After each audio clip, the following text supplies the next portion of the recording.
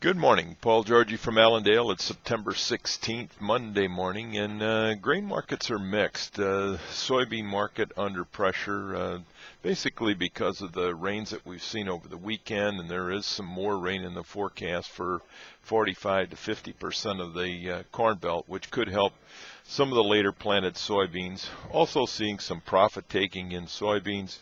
The soybean market is trading in a range between $14 and $13.40 actually, and we're in the middle of that range right now, and continuing to chop around in that range until we get some solid news one way or the other. The weather forecast is for no frost for the next 2 weeks anyway, so that is giving traders a little bit of a reason to take some profits and back the beans off. Corn, wheat are showing a little strength as we speak. Could be because of spreading. There's been a lot of buying beans, selling corn and wheat in recent weeks, so some traders are coming out of that here this morning. Other news is this week ahead of us is filled with reports. At 11 o'clock this morning, we've got the NOPA crush report that gives us the numbers on how many beans were crushed in August, and kind of an indication of what the USDA may need to do on their next supply-demand report as we get some more final numbers as we go forward as far as bean usage.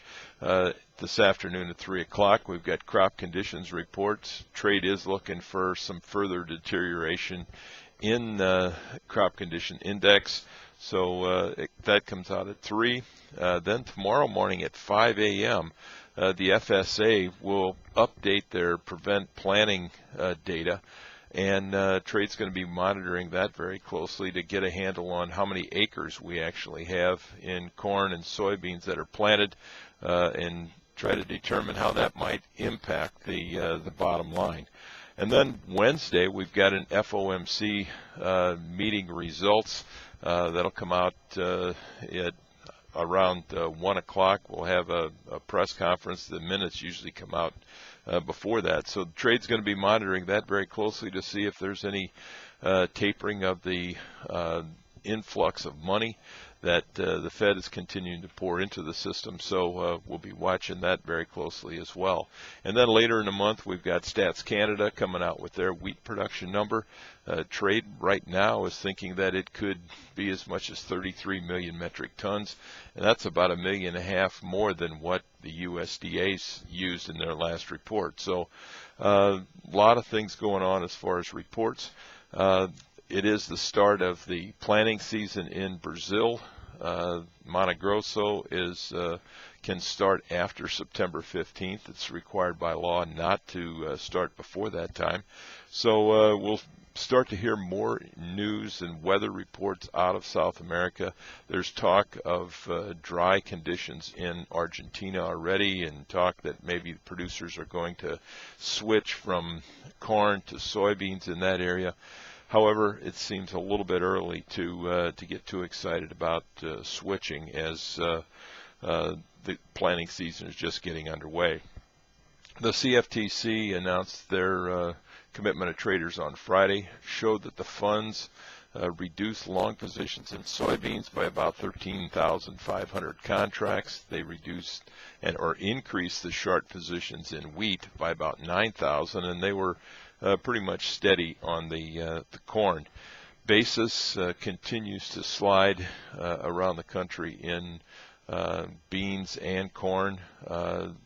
Several processors over the weekend dropped basis by as much as $1. Went from 70 over to 30 under the November, just in one quick swoop here over the weekend. So cash markets are starting to get more new crop coming in, and that's giving processors a reason to bid lower, or at least try to buy grain at lower prices. And we'll have to see if producers sell it.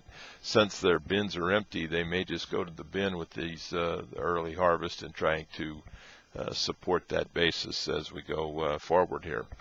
In the livestock trade, choice down 116, select down 56. Pork cutout values were up 134 on Friday, and the CME index was for the feeder cattle were 155.93. That was down just a bit on Friday.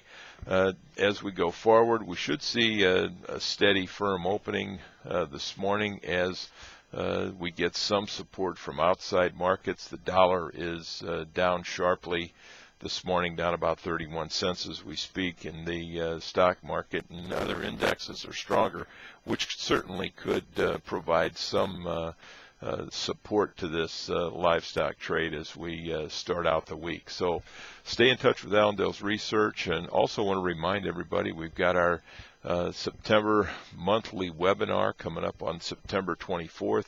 You can go to our website, sign up for that. It should be a very interesting meeting. And if you got any questions, give us a call, 800-262-7538. We wish everybody a very successful trading day, and I'll talk to you tomorrow morning. Thank you.